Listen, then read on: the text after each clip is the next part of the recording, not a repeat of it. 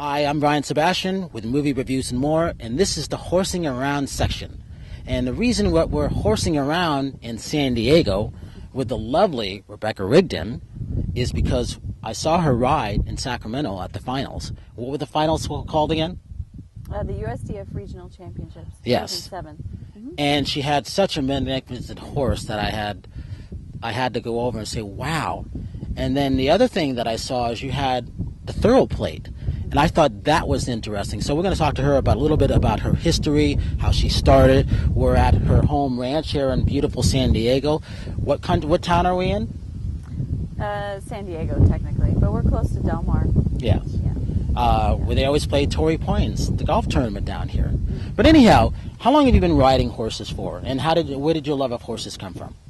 My love of horses came from my mother, who rode. I was a rider on the USCT team, United States Equestrian team, and long-listed for the Olympics and short-listed back in the 70s and early 80s.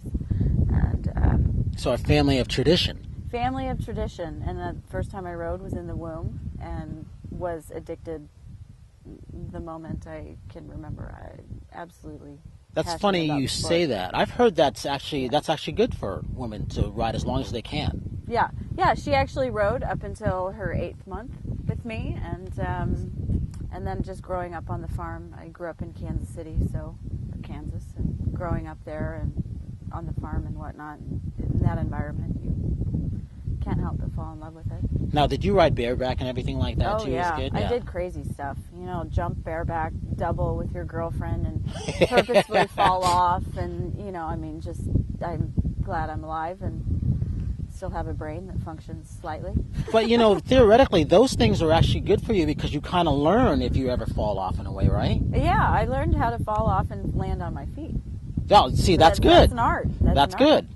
And then sooner or later you end up coming to California. Why did that happen and how did that happen? Basically, I ran my business out of my mother's farm for 14 years, and Stephen Peters, who's a world-renowned, exceptional dressage rider, trainer, coach, was my coach in flying to Kansas City and giving clinics at her farm. And I had expressed to him that I felt like I had done everything that I could do in our area. In Kansas, it was 12 hours to the first, international event. And, it's a lot of traveling and it's difficult. So even though it's a great area to raise horses and the climate's cold and whatnot. So long story short, he called me and said, our jumper trainer left and we have space in our barn. And if you'd like to move your business out here, we'd love to have you. And this is 3 years ago and the economy was even worse. And just thought, wait a minute. I can't say no. I can't say no. When he called you, what was your first reaction? Did you just jump out of your pants? No, I told him that he wasn't funny and that it was a cruel joke and that wasn't funny. And I didn't believe him. And it took me several hours and a couple of days to let it sink in that he was being honest and that everyone, his wife Shannon included, that everyone wanted me to come out, and I really did not believe it. Wow. And I thought, oh my God, I have to do this. I can't, even if I fail, I'll regret not trying. Absolutely. So I had to do it. And not being financially well off and working in horses your whole life, it's very much it's a tough business, but it's something that I love to do and I'm passionate about. So I thought, I don't care if I have to work at Wendy's, as long as I get to ride and be out there and until I can build up clientele in California, because no one out here, I had done 2 show seasons out here, but that's really not even enough. People might know your name, but just to build up clientele. So it's taken about 3 years. I'll be here 3 years this month. Can you talk about the difference of riding where you came from and, say, Southern California riding to people who might ride in, Oregon? Is there differences? Well, I think the biggest difference is that it's very competitive here. And you have so many good riders out here. Okay. And you have so many good horses. You have a lot more horses in general.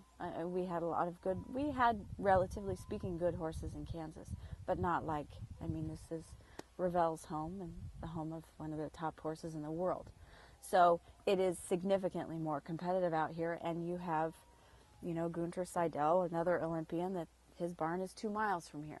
Wow. So the thought of moving out in an area like this, where you have so many options, whereas in Kansas, you have a very small group of riders.